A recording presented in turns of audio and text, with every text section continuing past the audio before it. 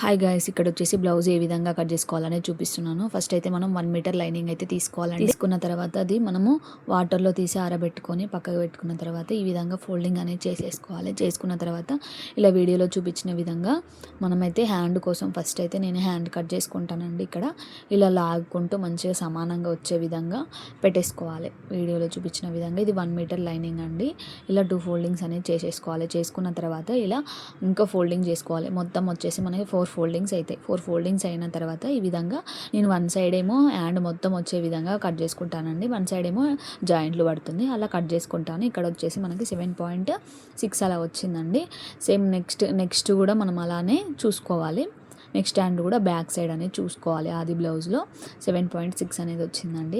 అలా నుంచి పెట్టుకున్న తర్వాత మనము ఇక్కడ లైనింగ్ అయితే మనం సమానంగా కట్ చేసుకొని 1/2 ఇంచ్ ఎక్స్ట్రా పెట్టేసుకోవాలి. పెట్టేసుకున్న తర్వాత ఇప్పుడు బ్యాక్ పార్ట్ హ్యాండ్స్ వచ్చేసి మనం పై వైపున ఉండే విధంగా చూసుకొని బ్యాక్ పార్ట్ పై సైడ్ పెట్టుకోవాలండి. ఇలా పెట్టుకున్న తర్వాత మనం ఎగ్జాక్ట్ మార్కింగ్స్ అనేవి చేసేసుకోవాలి. ఆమ్ హోల్ లూజు మనము ఎంత లెంత్ ఉందో అది చూసుకున్న తర్వాత ఆమ్ హోల్ డౌన్ కూడా చూసుకోవాలి. ఒకసారి మిస్టేక్ అవుతుంటుంది, అటు ఇటు క్రాస్ అవుతాయి కదా, ఒకసారి చూసుకొని మనం 2.5 2.7 అలా తీసుకోవాలండి. ఎందుకంటే ఇది చిన్న సైజ్ బ్లౌజ్ అని తెలుస్తుంది మనకి. మరి చిన్న సైజ్ అంటే 30 ఇంచెస్ ఉంటుంది. ఇలా పెట్టేసుకున్న తర్వాత మనము అప్పటికి మనకి రాలేదనుకో మనము టేప్ పెట్టుకొని కొలుచుకొని ఇలా వీడియోలో చూపించిన విధంగా మార్కింగ్ అనేది చేసేసుకోవాలి. చేసుకున్న తర్వాత హ్యాండ్ షేప్ అనేది ఇలా ఇచ్చిన తర్వాత ఇలా కట్ చేసేసుకోవాలండి. కట్ చేసుకున్న తర్వాత మనము ఆమ్ హోల్ లూజ్ దగ్గర మనం టక్స్ అనేవి ఇచ్చుకోవాలి. మీడియంలో కూడా టక్స్ ఇచ్చుకోవాలి. ఎందుకంటే జాయింట్ చేసేటప్పుడు షోల్డర్ దగ్గర నుంచి ఎక్కడానికి కన్ఫ్యూజ్ అవుతుంది. అలా జాయింట్ చేయడం వల్ల మనకి బ్లౌజ్ అనేది హ్యాండ్ అనేది తిరుగుతుంది. అలా కాకుండా మనం ఇలా టక్స్ ఇచ్చుకోవడం వల్ల గుర్తుండిపోతుంది మనకి. ఇలా పెట్టుకున్న తర్వాత మనము ఇంకోసారి బ్యాక్ పార్ట్ అనేది కట్ చేసుకుందాం. ఇలా లైనింగ్ క్లాత్ అనేది ఫోల్డింగ్ చేసుకున్న తర్వాత ఓన్లీ 2 ఫోల్డింగ్ చేసుకోవాలి. ఓపెన్స్ ఏమో నాకు ఎదురుగా ఉంటాయి, క్లోజ్ ఏమో నా పక్కన ఉంటుందండి. ఇలా పెట్టుకున్న తర్వాత మనము ఉక్సుల పట్టి నుండి ఉక్సుల పట్టి సైడ్ నుంచి కాజాల పట్టి సైడ్ వరకు మనం నడుము లూజ్ అనేది కొలుచుకోవాలండి. ఇక్కడ వీడియోలో చూపించిన విధంగా కొలుచుకోవాలి. చూసిరా 28.5 ఉందండి. ఇలా మనం 1/2 ఇంచ్, ఎందుకంటే అక్కడ మనము అది ఎక్స్ట్రా పెట్టుకుంటాం కదా కాజాల పట్టి కాబట్టి, అందుకే మనం ఎక్స్ట్రా అనేది కొలవమండి. ఇలా పెట్టుకున్న తర్వాత నడుము లూజ్ వచ్చేసి 8.5 వచ్చింది కదా, అది డివైడ్ చేస్తే మనకి ఎంత అయితే వస్తుందో అంత పెట్టుకున్న తర్వాత చెస్ట్ లూజ్ అయితే ఎంత ఉందో డాట్స్ కోసం ఆ విధంగా 1.5 ఇంచ్ ఎక్స్ట్రా తీసుకున్నానండి. తీసుకున్న తర్వాత 2 ఇంచెస్ అనేది ఖర్చుల కోసం ఎక్స్ట్రా తీసేసుకోవాలి బ్లౌజ్కి. అర్థమైందా? మనం చెస్ట్ లూజ్కి 1.5 తీసుకుంటాము, సేమ్ అదేవిధంగా 2 ఇంచెస్ ఎక్స్ట్రా అనేది తీసుకుంటాం. నేను ఫస్ట్ ఎగ్జాక్ట్ మార్కింగ్ చేసుకున్న తర్వాతనే ఇవన్నీ తీసుకుంటానండి. తర్వాత ఎగ్జాక్ట్ మార్కింగ్ కాకుండా నేను 1.5 ఇంచ్ అయితే ఎక్కడైతే ఎక్స్ట్రా డ్రా చేసుకున్నానో ఆ డ్రా చేసింది 2 ఇంచెస్ మధ్యలో ఉంటుంది ఈ లైనింగ్ అండి. ఇక్కడ చూసారు కదా, మనకు వచ్చేసి మరి ఆది బ్లౌజ్లో ఆమ్ హోల్ డౌన్ ఎంత వచ్చిందో చూసుకోవాలి.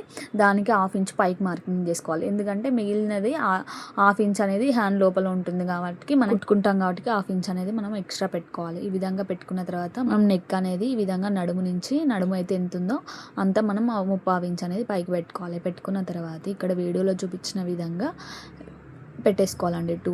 టూ షోల్డర్స్ ఇలా ఈక్వల్గా పెట్టేసుకొని నెక్ అనేది వీడియోలో చూపించిన విధంగా డ్రా చేసేసుకోవాలి. డ్రా చేసుకున్న తర్వాత మనకి 1/2 ఇంచ్ అనేది ఎక్స్ట్రా ఉండాలి పైన షోల్డర్స్ దగ్గర.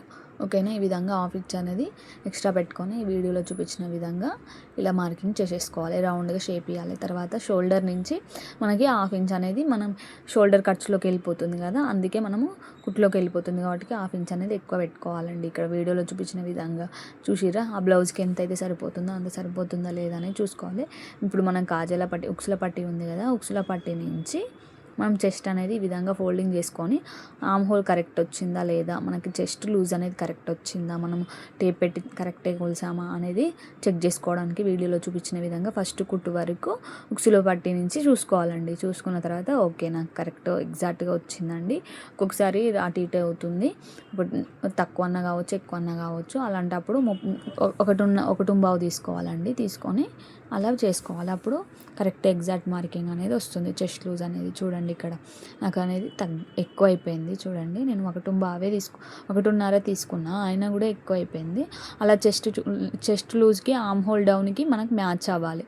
ఈ విధంగా చూసిరు కదా, వీడియోలో చూపించిన విధంగా మ్యాచ్ అవ్వాలి. అలా పెట్టుకొని చూసుకోవాలండి. ఇది కూడా క్లియర్గా చూసుకోండి. చూడండి మళ్ళీ నేను ఇది కూడా 1/2 ఇంచ్ పైకి పెట్టేసి మనం కాజాల పట్టీని కూడా కొలుస్తున్నాం.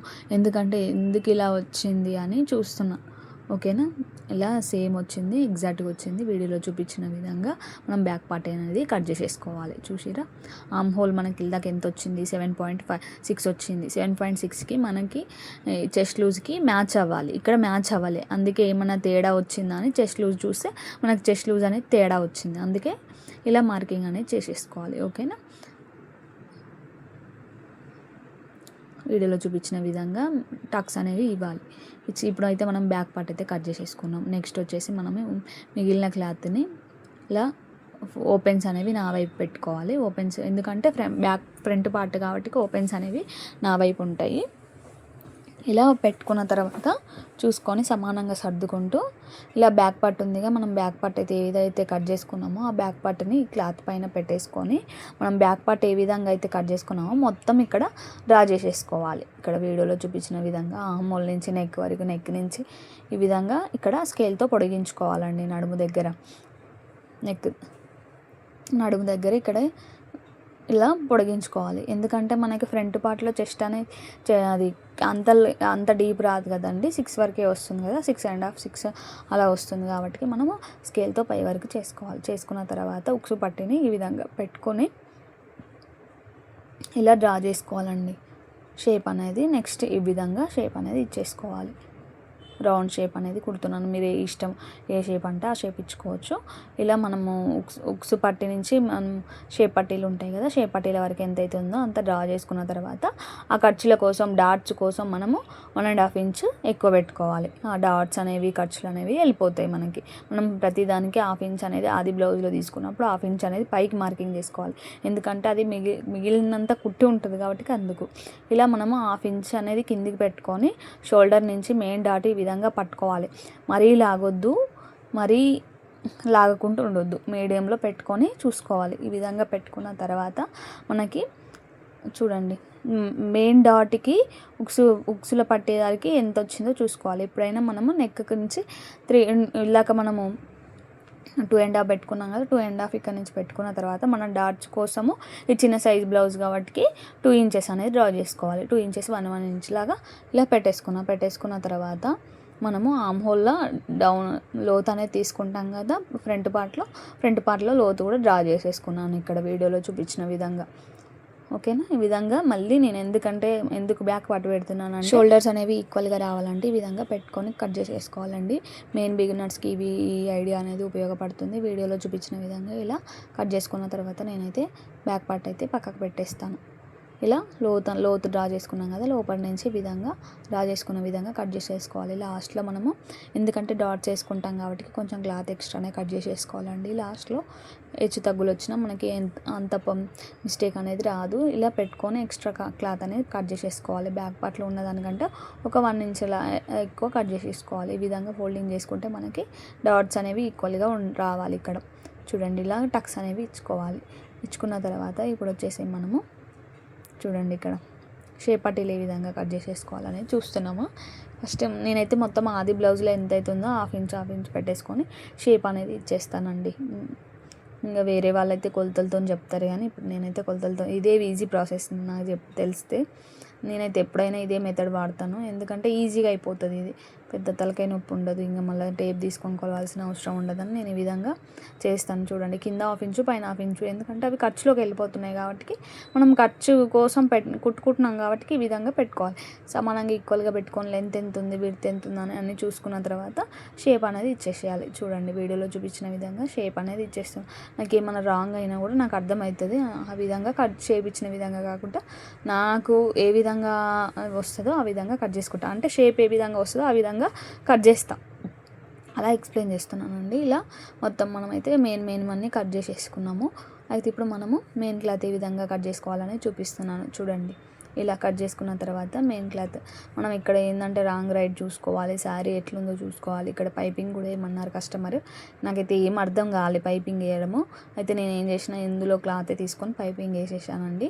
చూడండి ఇట్లా వీడియోలో చూపించిన విధంగా 2 ఫోల్డింగ్స్ అనేవి చేసేసుకోవాలి. 2 ఫోల్డింగ్ చేసుకున్న తర్వాత ఫస్ట్ అయితే మనం హ్యాండ్ తీసుకుంటామండి.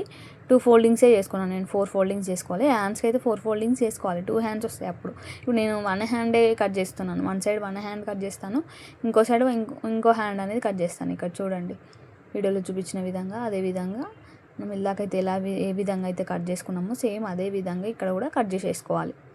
చూడండి వీడియోలో ఇలా కట్ చేసుకున్న తర్వాత ఇప్పుడు వచ్చి మనం ఫస్ట్ అయితే బ్యాక్ పార్ట్ కట్ చేసేసుకోవాలండి.